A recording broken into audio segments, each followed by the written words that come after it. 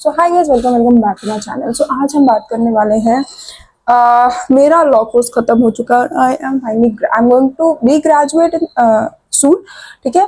और अभी तो खैर काफ़ी सारी चीज़ें हैं मेरे पास करने के लिए, but what I am going to prefer over the everything, because अभी जो है मेरा जो कॉलेज खत्म हो गया है और मुझे अभी ये समझना है कि what I am going to do next. और काफ़ी सारे ऐसे कमेंट हैं कि जहाँ मुझे ये समझना है कि मुझे करना क्या है आगे। ओके, तो बेसिकली प्लान ऑफ फ्यूचर क्या है मेरा, और किस तरीके से अगर आप एक लॉ कोर्स कर रहे हैं, आप लॉ कॉलेज पे हैं और आपको ये नहीं समझ आ रहा है कि कैसे प्रोसीड करना है आफ्टर योर लॉ, तो क्या करना चाहिए। मैंने ज्वाइन माई लॉ कॉलेज, मेरा ऐसा कोई पर्पस नहीं था कि मुझे लॉ ही करनी है, बिकॉज उस टाइम पर मैं काफ़ी सारी चीज़ें कर रही थी और मैंने ग्रेड के बाद वॉन्ट टू फिगर आउट कि what is next for me और what is good for me. So इसके लिए मैंने बहुत सारी चीज़ें कंसिडर की थी और उस दौरान मैंने बहुत सारी चीज़ें की भी थी, but law is, I guess, most attractive because when you're confused for your futures, then उस सिचुएशन में हमें ये समझ नहीं आता है किस साइड जाना चाहिए। और तो मैं तो ऑलमोस्ट जा ही चुकी थी जिस साइड जाना था, बट वहां से मैंने यू टर्न लिया। मैं एकदम ये कह सकते हो कि मैं माइनस से फिर मैं जीरो पर आई कि ठीक है अब मुझे लॉ ही करनी चाहिए। बट अब आज के टाइम मुझे थोड़ा सा रिग्रेट होता है कि अगर मैं जो चीज़ मैं कर रही थी अगर मैं उसको करी तो ज़्यादा बेटर रहता। क्यों रिग्रेट होता? बिकॉज जब आप 3 ईयर लॉ कोर्स में होते हो तो you basically attain the age of 24, 25, 26, ठीक है।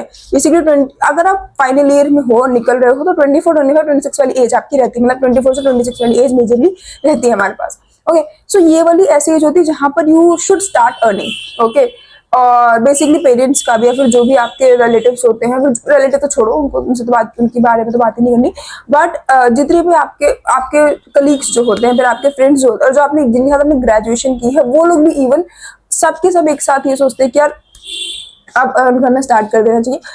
बट जब आप किसी लॉ कोर्स में ज्वाइन करते हो और आप लॉ ग्रेजुएट होते हो तो उस सिचुएशन पे हमारे पास एक अच्छा पैकेज नहीं होता है। This is the, I guess, hardest reality which हमें लगता है कि हो नहीं, ऐसा कुछ नहीं है, लॉ करने के बाद अच्छे खासे हम पैसे अर्न करेंगे। नहीं गाइस, ऐसा नहीं होता। इट इज लाइक पता नहीं कहाँ से सारी चीजें आती है हमारे माइंड में कि हमें अच्छा पैकेज मिलने वाला है, but that is too too too hard to gate.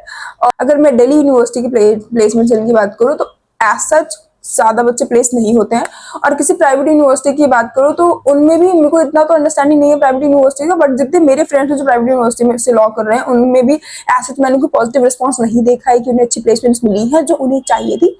Okay, सो ये सारी चीजें हमें कंसिडर करनी पड़ती हैं। और जब हम लॉ में होते हैं तो बेसिकली हमारा पर्पस क्या होता है इस स्टेज में कि हमें अर्न करना है, राइट। वो वाली चीज यहाँ पर नहीं होती, ठीक है। अगर आप इंटर्नशिप्स के लिए जा रहे हो तो बेसिकली अनपेड इंटर्नशिप्स होती है। मैंने जितनी इंटर्नशिप की, रेदर गवर्नमेंट डिपार्टमेंट का छोड़ के जितनी भी मैंने इंटर्नशिप्स की हैं वो सारी अनपेड इंटर्नशिप्स थी। मैंने अपने लॉ कॉलेज में जितनी इंटर्नशिप्स की हैं ऑलमोस्ट मेरे हिसाब से मैंने 7-8 इंटर्नशिप्स कर रखे हैं, कुछ 2-3 एडवोकेट्स के अंदर कर रखे हैं, कुछ गवर्नमेंट डिपार्टमेंट्स हैं, और कुछ पब्लिकेशंस भी है मेरी, मतलब मेरी वो वाली पब्लिकेशन है जो कि अच्छे जगह में पब्लिश हुई है। I have ISBN number of that as well. So इन सब चीज़ों को करने के बाद भी हमें, मुझे ऐसा लगता है कि इस स्टेज पे आई डोंट हैव एनीथिंग कि मैं ये बोलूँ कि मतलब मैंने लॉ करने के बाद ये चीज़ अर्न की है। ओके, सो ये एक इशू होता है।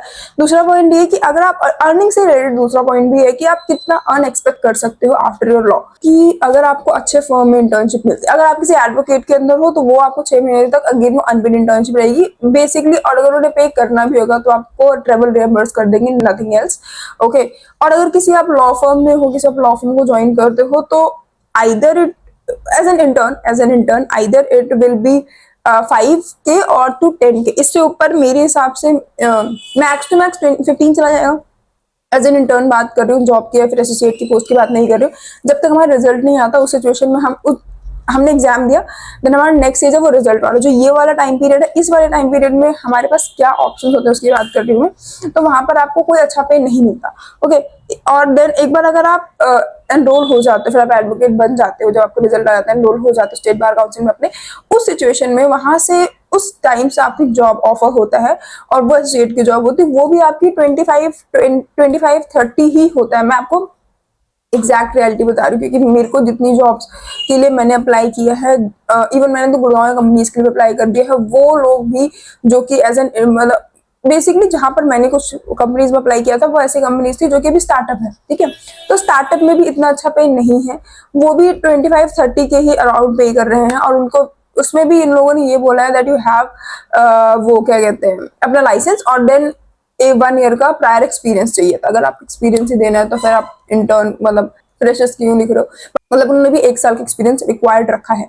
ओके, सो ये सारी चीजें हैं। और देन इसके बाद अगर आप लॉ, अगर आप, ये तो होगा कि आप किसी फर्म को ज्वाइन कर रहे हो वो वाला पॉइंट, अगर आप किसी एडवोकेट को ज्वाइन करो फिर मैंने बता दिया।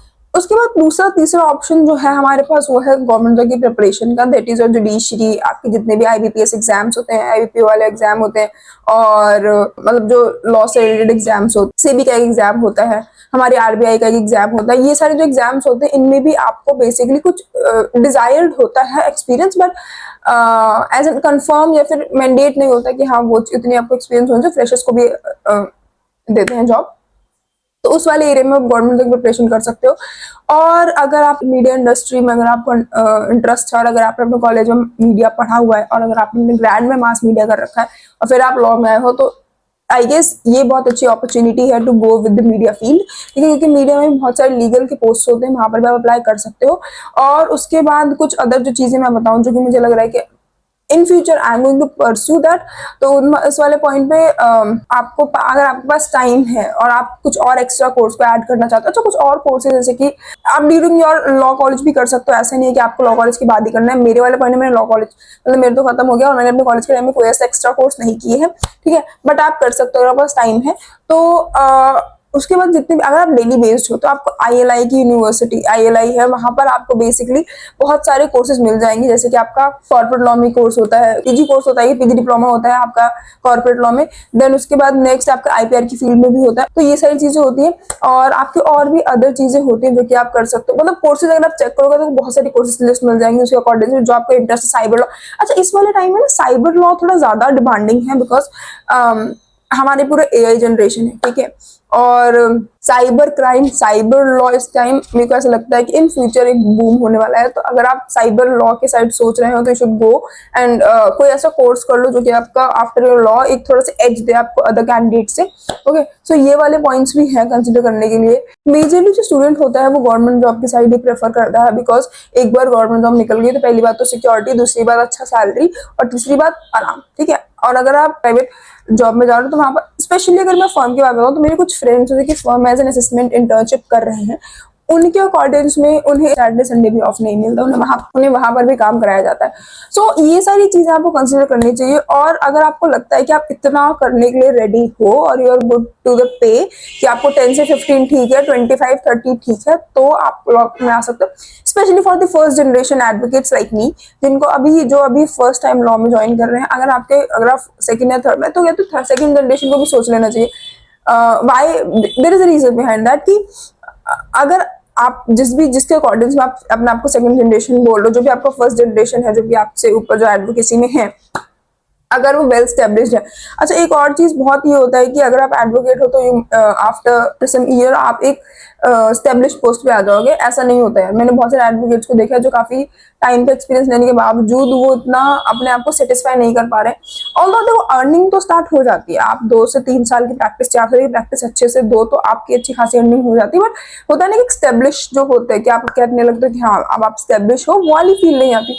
और जब अगर आपकी फर्स्ट जनरेशन वाली फील नहीं है तो you should not join law. और सेकंड चीज ये कि आप बहुत ज्यादा पैशनेट टूवर्ड्स लॉ नहीं हो, तब भी आपको ज्वाइन नहीं करनी चाहिए। So these are the some points which I wanted to tell you, ठीक है। क्योंकि ये सारी चीजें अब मैं सोचती हूँ कि यार मैंने इतना टाइम निकाल दिया है, नाउ आई एम हियर, अब मुझे यहाँ पर ऐसा क्या करना चाहिए कि मैं अर्निंग भी स्टार्ट कर दूं, अपनी चीजों को भी, जो मेरा पैशन है उसको भी फॉलो करूँ। ये सारी चीजें साथ में करना थोड़ा सा टफ है। और जहां तक मेरा गवर्नमेंट जॉब की अभी प्रिपरेशन करने का कोई इरादा नहीं है। इट मे की बाद में हो जाए, ठीक है, तो वो एक अलग पॉइंट पे चला जाएगा। बट एज ऑफ नाउ मेरे को ऐसा गवर्नमेंट जॉब को कोई भी मेरे पास आइडिया नहीं है अभी करने के। सो आई होप आपको इस वीडियो को देखने के बाद ये तो समझ आ गया होगा कि क्या एग्जैक्ट रियलिटी है लॉ की, और आपको करना चाहिए कि नहीं। अगर आप सोच रहे हो लॉ करने के लिए तो प्लीज इस वीडियो को ध्यान से सुनो, क्योंकि मैंने काफी सारी चीजें बता, मैं बेसिकली पे के ही ऊपर मेरा मेन फोकस रहता है। बिकॉज 3 ईयर लॉ कोर्स करने के बाद आपको पे बहुत इंपॉर्टेंट हो जाता है आपको एंड करते करते अपने लॉ कोर्स को। तो उस सिचुएशन में आपको क्या इस चीज को कंसिडर करना चाहिए, इस चीज को बहुत ध्यान से समझो। किसी के बोलने में मत आओ कि कौन क्या बोल रहा है कि यार ये कर लो ये कर लो, नहीं ऐसा नहीं होता है। जस्ट कि आपको क्या करना है, that is more important then other thing. Okay, so guys इस वीडियो में यहीं तक। इसमें मैंने जो भी चीजें बताई उसको ध्यान से समझो, और आपको लगता है कि ये फ्रूटफुल है, अगर कोई ऐसा बंदा है जो कि लॉ करना चाहता है बट वो कंफ्यूज है करना है नहीं करना, तो do share this video to them. और फिर मिलते हैं नेक्स्ट वीडियो में। Till then bye, I hope everything is good, everything is fine, do subscribe the channel, bye.